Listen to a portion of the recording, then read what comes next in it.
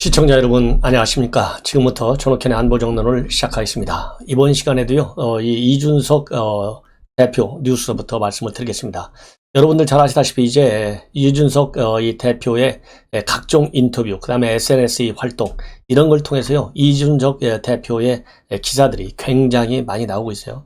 그렇기 때문에 제 방송을 시청하시는 우리 국민 여러분들께서도 이준석 대표가 어떤 얘기를 하는지를 알아야 이 국민의힘이 앞으로 어느 방향으로 가는지, 우리가 그야말로 적극적으로 지지를 해줘야 되는 것인지, 아니면은 상당한 비판을 하면서 또 이 지지를 해야 될 것인지, 그야말로 이 많은 생각을 할 수 있지 않습니까? 그렇기 때문에 제가 시시각각으로 쏟아져 나오는 이준석 대표의 여러 가지 이 발언과 이 평가, 그 다음에 사고의 흐름, 이런 거를 여러분들과 공유하기 위해서요 가능하면 자세하게 보도해 드리고 있습니다. 이런 점을 여러분들께서 감안하셔서 잘 시청해 주시면 대단히 고맙겠다는 말씀을 드리는데요. 지금 이 시간에 말씀드릴 얘기는 오늘 MBC 라디오 정치인사에 출연해서 얘기한 내용인데요. 첫 번째, 이번 최고위원 이 선거와 관련해서 원래 한 2명 정도의 여성 최고위원이 나올 것이다 이렇게 예상했는데 3명이 나왔어요. 배현진, 그 다음에 조수진, 그 다음에 정미경. 더군다나 배현진, 조수진은요 1, 2위를 했습니다. 그 정도로 이 압도적인 지지를 받고 선출이 됐습니다. 그러다 보니까 여성분들이 이렇게 좋은 성적을 나오는 걸 보고 이거 운동장만 기울어지지 않으면 젠더 문제는 이제 문제가 없겠구나, 공정한 경쟁만 보장해주면 된다 이렇게 얘기를 했어요. 이 얘기는 결국 뭡니까?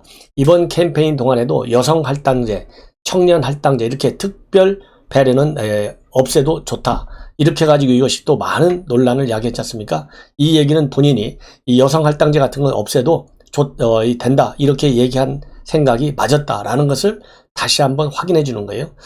그래서 이제 경쟁하는 룰만 공정하게 해주면 이번 최고위원 선거에서도 봤듯이 여성들이 젠더에 따른 이 차별 대우가 없다 이런 확신을 갖고 있음을 보여주는 것입니다. 그렇게 해서 여성 최고위원이 3명이나 될 줄은 꿈에도 몰랐다고 그랬어요. 꿈에도. 그래서 이 지명직 최고위원을 여성으로 하긴 했는데 지금 현재 본인도 모를 것이다. 그런데 만약 잘못하면 여성이 70%나 이 지도부에 들어갈 것이다 이렇게 얘기를 하고 있고요.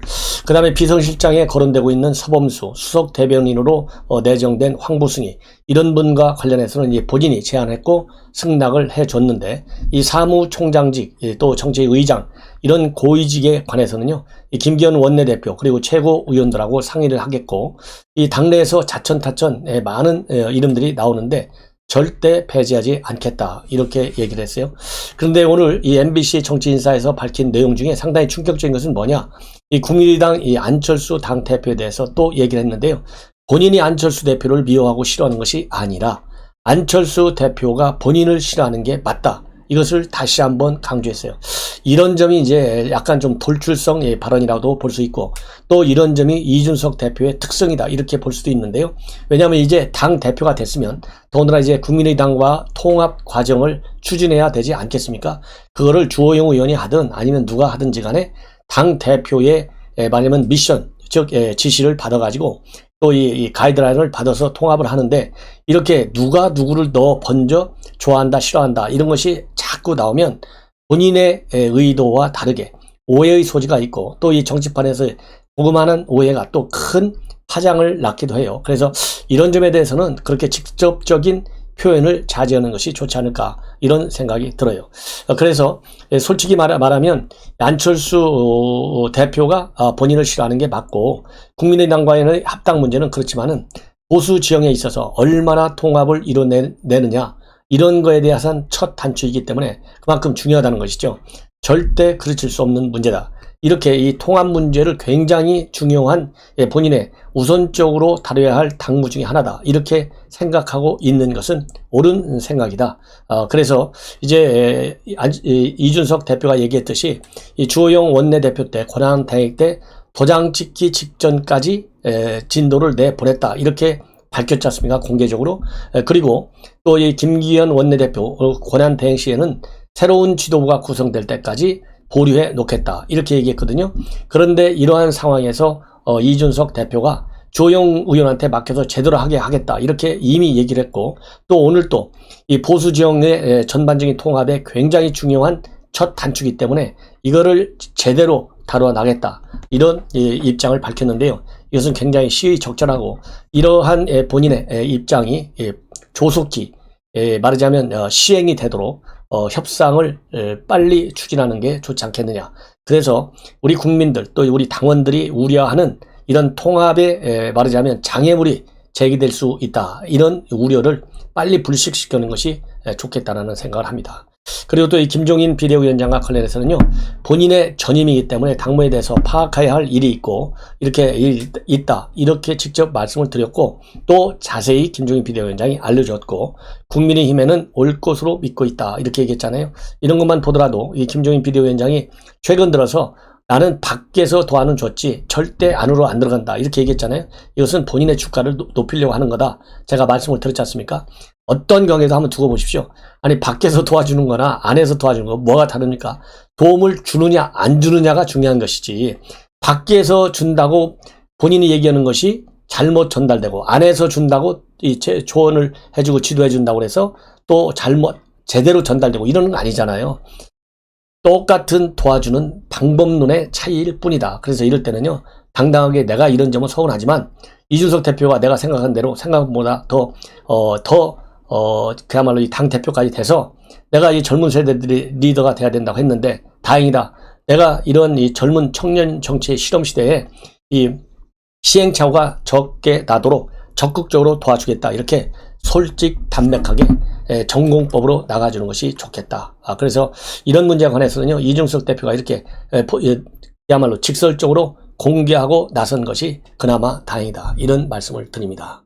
자, 이제 오늘 지금 보도되고 있는 내용들 중에서 중요한 것 중에 하나가 이 김광진 전 의원이죠. 이 김광진 비례대표 이 민주당 의원이었는데 지금은 청와대 1급 비서관 자리로 들어가 있어요.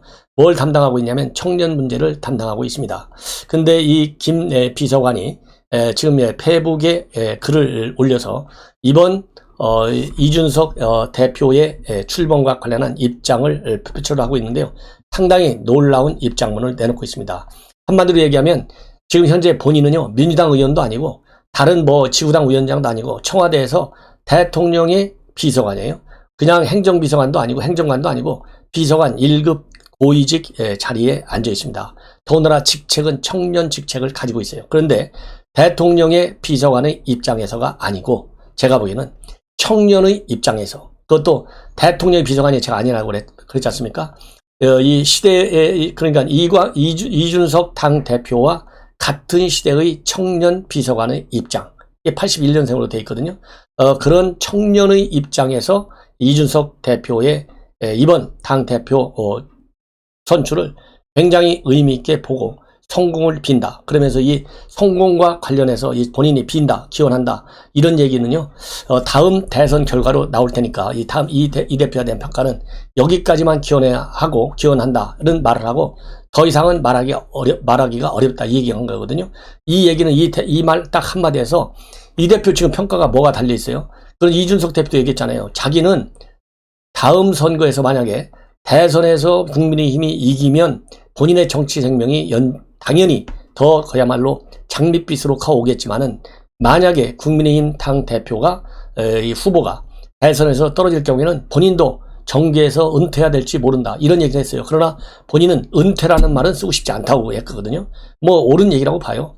아니, 왜냐면 지금 30대 중반에 처음으로 그야말로 대한민국 헌정사에 처음 이 당 대표를 해갖고 가장 중요한 대선을 치르는데 그거 떨어졌다고 그래가지고 실패했다고 그래서 너 바로 은퇴하라. 이거는 가혹한 것이죠. 그래서 저는 이준석 대표가 그런 점은 굉장히 솔직담백한, 아까 말씀드린 대로 전공법적으로 국민에게 이해를 구했다. 이렇게 봐요. 그런데 이 김광진 청년 비서관이 이 대표의 평가는 다음 대선의 결과로 나올 테니까 어디까지 기원해야 할지는 말하기 어렵다. 이 어디까지 기원하느냐, 너 대선에서 이겨라 이러면 잘리잖아요. 그러니까 그 얘기는 하고 싶지 않다는 얘기예요. 이것만 보더라도 이 김광진 비서관의 이 SNS 활동 굉장히 알쏭달쏭하다기보다는요, 상당히 충격적이고, 지금 제가 보기에요, 청와대에서 이거 감찰할지 모르겠어요. 너 어떤 의도로 이런 얘기를 했느냐, 네가 지금 이 SNS 활동이 얼마나 많은 파장을 주는지 아느냐. 그러지 않아도 이준석 대표가 되는 바람에 지금 민주당 내부에서도 이 586들 이제 관두고 날아가야 된다. 나가야 된다. 이런 얘기까지 나오고 있고, 바로 이 충격은 야당 당사자에만 있는 것이 아니고 여당에 주는 지금 충격이 굉장히 크지 않습니까? 왜냐하면 여당도 이제 586 그동안에 민주화를 위해서 투쟁하는 그 공은 있지만은 그 공을 따먹고도 너무 많이 따먹었다. 이제는 기득권이 되니까 586 세대 그만둬라. 세대 교체해야 된다. 이런 요청이 민주당 내부에서도 있지 않습니까? 여기에 불을 지르는 것이 이준석 당대표의 선출이에요. 그런데 그 하물며 이런 상황인데도 불구하고 이번 청년으로서 같은 청년 이렇게 돼 있어요. 본인뿐만 아니라 본인과 같은 시대의 정치를 하는 사람들, 그리고 새로운 시대를 열어가고 싶은 열망을 가진 후배 정치인들을 위해서도 꼭 성관 대표가 돼주셔서 정치의 힘으로 이 세상을 변화시키고픈 차세대 정치인들의 희망의 증거가 돼달라. 이거 굉장히 좋은 얘기예요. 엄청 그야말로 극상으로 이준석 대표를 축켜 세우는 거지 않습니까? 이 성공의 길, 그리고 이 성공의 길은 대선이 끝나봐야 하는데 내가 더 이상 얘기하고 싶지 않다. 이 얘기는 반드시 대선에 성공해서 정권을 뺏어가라. 이 얘기나 마찬가지잖아요. 그렇기 때문에 많은 충격적 이 SNS 활동이고 이것이 여권에 그리고 청와대 내부에 많은 뭐라고 그럴까요? 역풍을 불러올 소지가 많아요. 더군다나 지금 이 민주당 내에 청년 세력들이 있을 거 아니겠습니까? 여기에도 많은 영향을 줄 것이다. 그래서 이 김광진 청년 비서관이 얘기한 걸 보면 한나라당 비대위원 할 때 이준석 대표가 2012년대 본인은 민주당 최고위원을 했다는 겁니다. 그래서 이 공통점이 많이 있다는 거예요. 그리고 언론 활동도 공통적으로 많이 했고, 그래서 이 기대가 크다.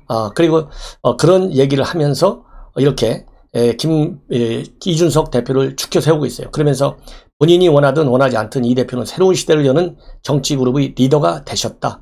정파를 넘어 586 이후 차세대 정치의 상징이 되셨다.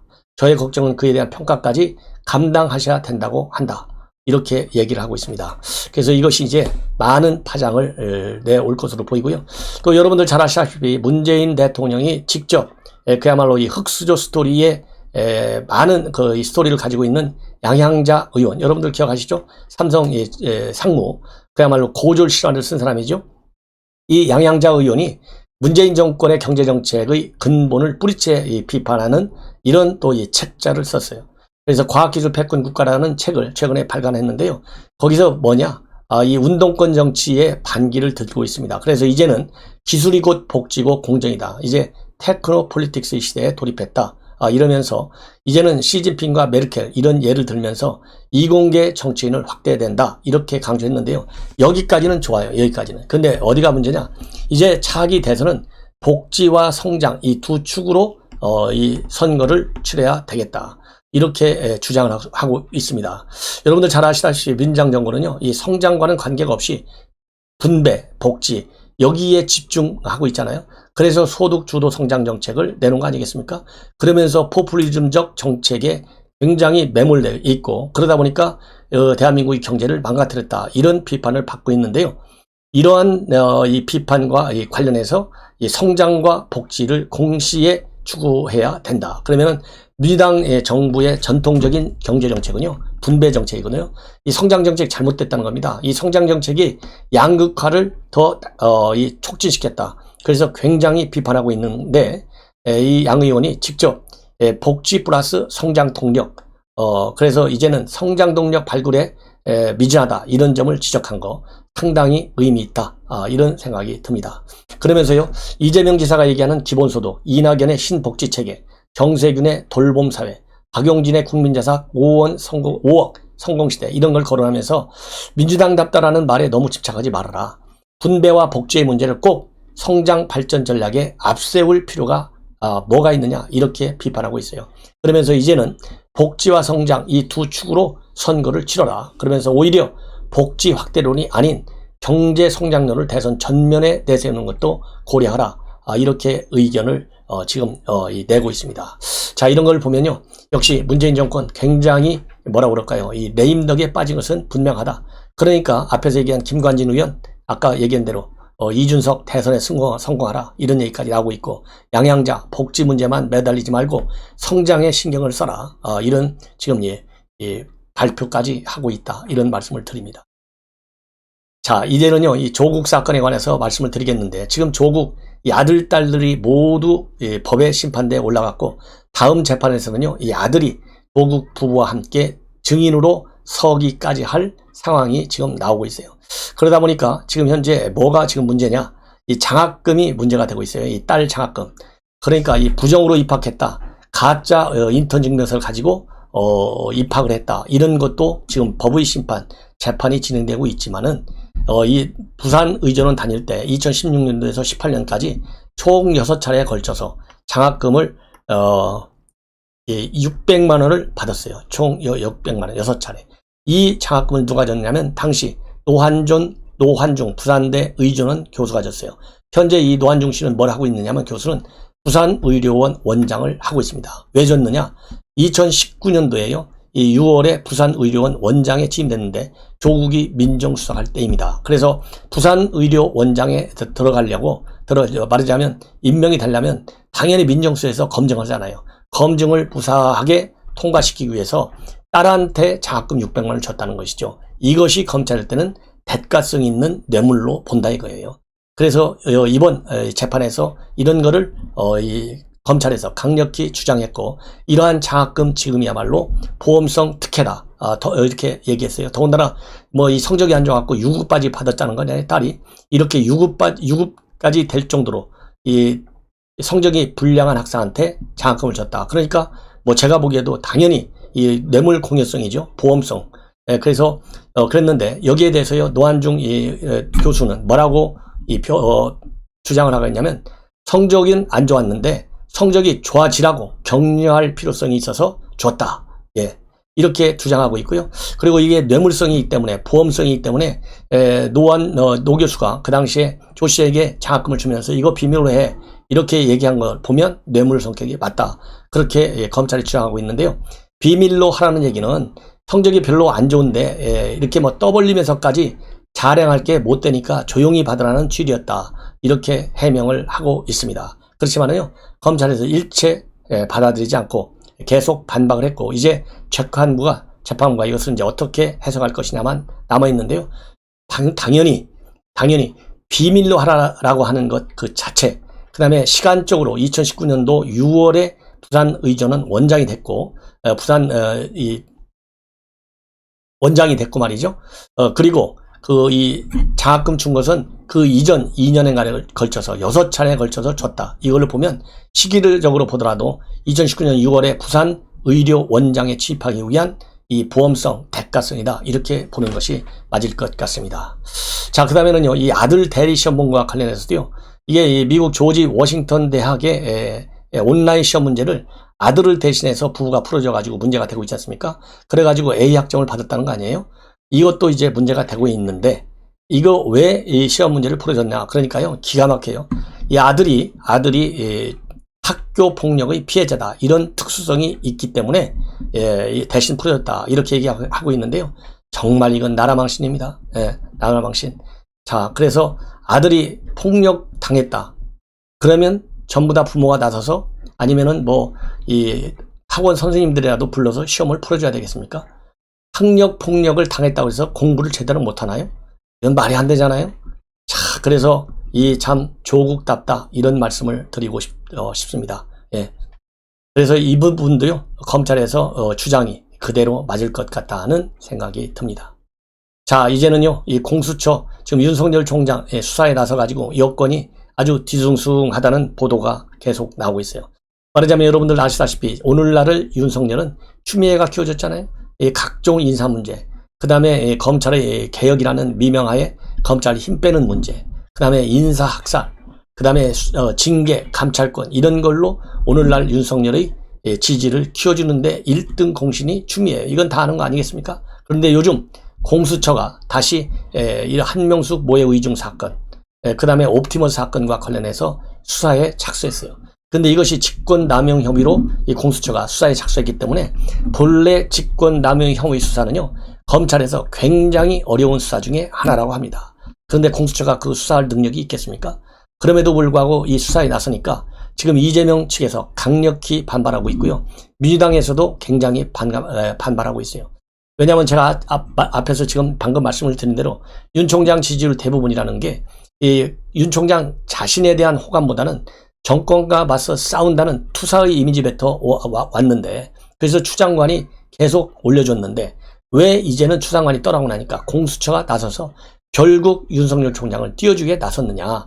예, 이렇게 하지 않아야만이 빨리 윤 총장을 등판시켜가지고 검증받도록 해서 지지율을 하락시켜야 되는데, 공수처까지 이렇게 수사를 하면 결국은 등판하는 시기도 더 늦추고 결국은 또 이 탄압받는 이미지를 부각시켜서 윤 총장의 지지에 더 긍정적 요인이 될 것이다. 이렇게 해서 상당한 지금 비판이 나오고 있다. 이런 말씀을 이런 기사들이 지금 계속 나갑니다. 그래서 이 민주당 일각에서도요, 추미애가 빠지니까 이제 공수처가 도대체 윤석열 총장을 띄워주는데 본격적으로 나선 것이 아니냐. 예. 이렇게 해서 불만이 고조되고 있다. 이런 말씀을 드리고요.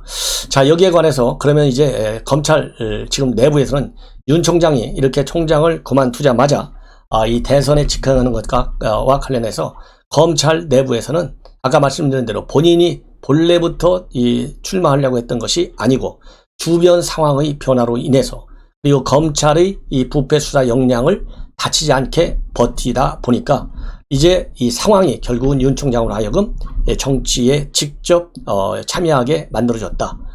이렇게 보고 있는 것이 검찰 내부의 다수 의견이라고 합니다. 더군다나 검수완박, 중대범죄수사청 설치 이런 걸 가지고 완전히 해체 수준으로 이 검찰 조직을 무력화시키는 거, 이렇게 하고 있다 보니까 지금 현재 국정 운영에 있어서 검찰이 전국 운영에 가장 중요한 한 분야를 차지하고 있고, 이런 것을 막기 위해서, 그리고 검찰 조직을 다시 정상화시키고 또 법치를 회복하기 위해서는 이 검찰을 잘 아는 윤석열 총장만큼 적임자가 어디가 있겠느냐.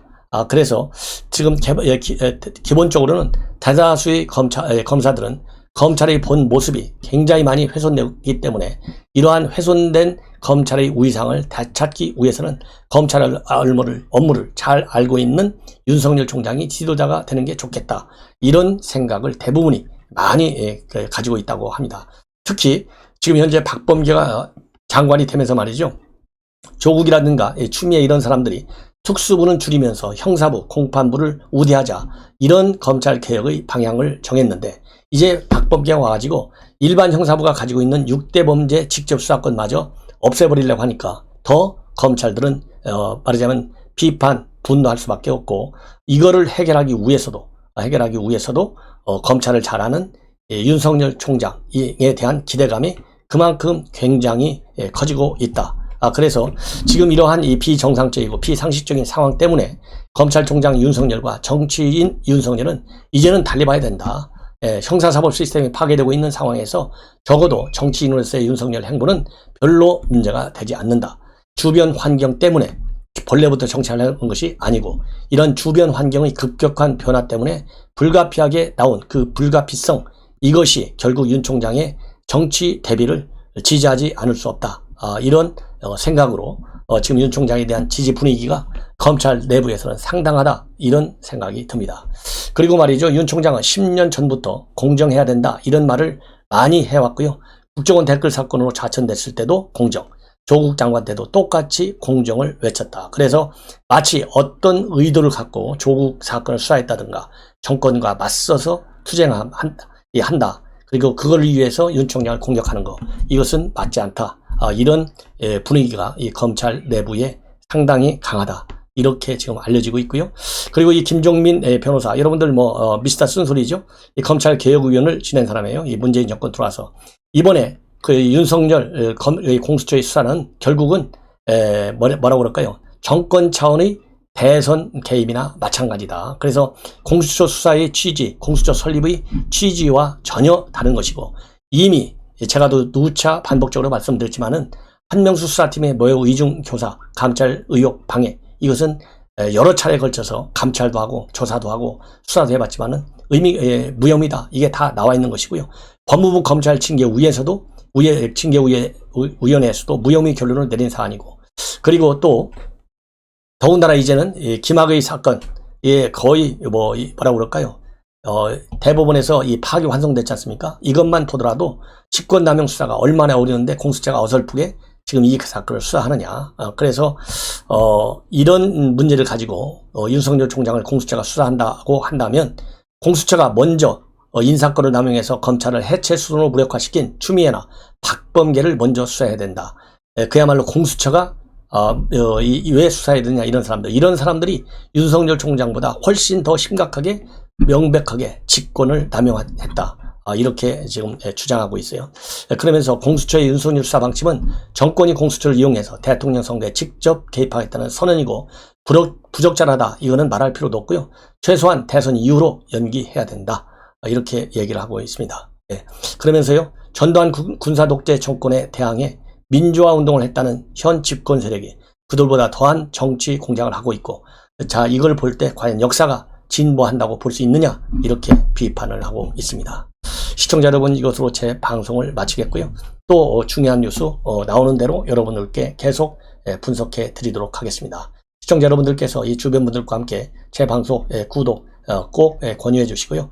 이 멤버십 제도에 가입해 주시면 대단히 고맙겠다는 말씀을 드립니다. 감사합니다.